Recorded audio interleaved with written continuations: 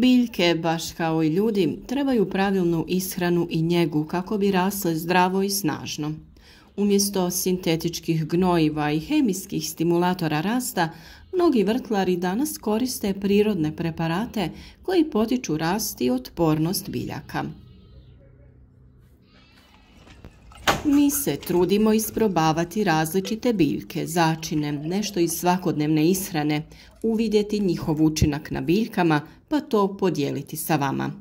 Neke vrlo korisne namirnice koje koristimo za našu ishranu i jačanje našeg imuniteta ili za održavanje naše kože i izgleda, vrlo jednostavno možemo iskoristiti za jačanje i ishranu naših mladih sadnica. One su vrlo osjetljive i ne odgovara im neko jako hranjivo. Naprotiv, može čak da ih i ošteti, pogotovo ako je prejako. No, med, aloe vera i kvasac su tri moćna prirodna stimulatora koji ne samo da jačaju biljke, već i poboljšavaju strukturu tla te povećavaju otpornost na bolesti i štetnike. U ovom videu ćemo objasniti kako ovi prirodni sastojci djeluju na biljke, kako ih koristiti i kako sami pripremiti efikasne prirodne stimulatore rasta biljaka. Ukoliko već niste, zapratite naš kanal kako bi saznali još zanimljivih savjeta o prirodnim opcijama kod uzgoja biljaka. Podržite naš rad sa like i podijelite video sa prijateljima na društvenim mrežama kako bi i drugi imali koristi od naših savjeta. Hvala vam! Otpornost biljke na bolesti i štetnike stvara se od samog početka, to jest pripreme sjemena, sjetve, razvoja jakog korijena koji će biti stup biljke i njene snage. Zato krenite na vrijeme, nemojte čekati prve znakove problema da bi reagirali. Pogotovo ako planirate da izbjegnete upotrebu umjetnih preparata i da prirodni pripravci budu ono sa čim jačate vaše biljke. Zapamtite da je najvažnija prevencija. Med kao prirodni stimulator rasta biljaka vrlo je jednostavan za upotrebu, a višestruko koristan za njihov rast i otpornost. Naravno da je med poznat po svom antibakterijskom i hranjivom sastavu, ali malo ko zna da može biti izvrstan prirodni stimulator rasta biljaka. Naime, med sadrži enzime, minerale i prirodne šećere koji potiču klijanje sjemena, rast korijena i razvoj biljaka. A kako to med pomaže biljkama? On potiče ukorijenjavanje. Prirodni šećeri u medu hrane mlade biljke i potiču razvoj snažnog korijena. On također djeluje i kao prirodni antiseptik, sprječava razvoj gljivičnih oboljenja i truljenje sjemena. Pomaže i u klijanju sjemena, ubrzava klijanje i poboljšava njegovu vitalnost. Pa evo nekoliko recepata za korištenje meda u vrtu pri uzgoju biljaka. Kao što sam rekla, on je prirodni hormon za ukorijenjavanje i mi smo ga upravo u tu svrhu do sada preporučivali.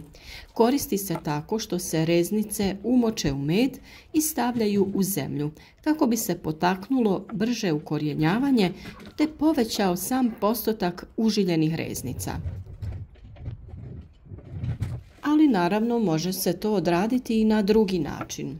U jednu čašu tople vode dodajete jednu kašiku meda. Rastopite taj med u vodi. Potopite reznice biljaka u ovu otopinu na 30 do 60 minuta prije sadnje. Sadite reznice u supstrat ili neku zemlju te zalijte. A naravno, pri samom zalijevanju možete potrošiti i ovu vodu u kojoj ste držali reznice. Ova otopina vam također može poslužiti za brže klijanje sjemena. U 1 litru tople vode dodajemo 1 kašiku meda. Promiješate i čekate da se potpuno otopi. Potopite sjeme u ovu otopinu 2 do 4 sata prije same sjetve. Nakon toga lagano osušite sjeme i posijte ga u pripremljeno tlo. A jeste li znali da od meda možete pripremiti prirodno folijarno gnojivo koje ćete koristiti za prskanje i prihranu biljaka preko lista? Priprema je ista. 1 kašiku meda dodajete u 1 litru tople vode, te možete dodati i 1 kašiku mlijeka za dodatne hranjive tvari. Ovu otopinu prskajte po listovima biljaka svako 15 dana za jačanje otpornosti. Aloe vera kao prirodni stimulator rasta je naš sljedeći izbor. Ona je poznata po svojim ljekovitim svojstvima, ali također može biti odličan prirodni biostimulator za biljke. Sadrži enzime, aminokiseline, vitamine i minerale koji potiču rast biljaka i jačaju njihov imunološki sustav. A kako aloe vera pomaže biljkama? Ona jača otpornost, djeluje kao prirodni antiseptik i štiti ih od bolesti. Također, kao i med, potiče klijanje i ukorjenjavanje jer sadrži prirodne hormone rasta. Poboljšava i apsorpciju hranjivih tvari i biljke tada lakše koriste minerale i vitamine iz tla. A evo i recepta kako se priprema prirodni stimulator rasta od aloe vere. Potrebna vam je 1 litra tople vode te 1 list aloe vere. Otvorite list na pola te izvadite gel iznutra. Pomiješajte taj gel sa toplom vodom i ostavite da stoji 12 sati. Ovaj preparat koristite za zalijevanje biljaka ili kao folijarno hranjivo preko lista. Ukoliko aloe veru želite koristiti za poticanje klijanja sjemena, potrebne su vam 2 male kaškice ovog gela iz lista te 500 ml tople vode. Promiješajte to dobro i u tu smjesu potopite sjeme od 6 do 12 sati prije sjetve. Kao i kod meda, ako želite folijarno prihranjivati biljke sa ovim rastvorom, koristite ga svako 15 dana. A ostao nam je još i kvasac kao prirodni biostimulator o kojem smo već dosta pričali. Kvasac je bogat vitaminima B kompleksa, aminokiselinama i mineralima koji potiču rast biljaka i poboljšavaju plodnost tla.